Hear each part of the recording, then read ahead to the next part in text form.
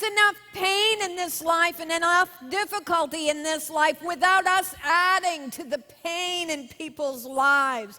God has placed us here that we might be able to invest in each other's lives and that we individually would grow up in Christ Jesus. I have a friend, and she has 2 little boys. Well, they're big boys now, but when they were little, she said that one day her husband came home and he looked around and there were a series of small disasters that the boys had caused around the house. And he tripped over one after another, and he looked at her and he said, "Well, what were you doing while they were doing all this? Look at these messes." And she restrained herself. She didn't say a thing. She didn't try to defend herself. She said nothing at all. Of course, she knew on Saturday he was going to be taking care of them. That might have been in the back of her mind. I'm not sure.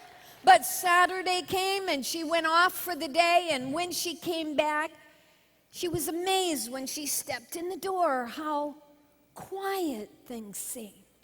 She walked in and the boys were sitting beside each other, rather behaved. And she thought, well, I wonder what that's about.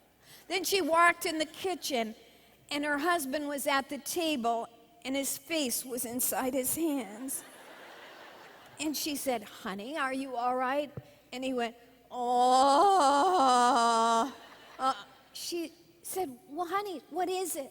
And he got up, and he took her by the hand, and he led her to the garage. And he pointed to his Harley Davidson that the boys had spray painted pink.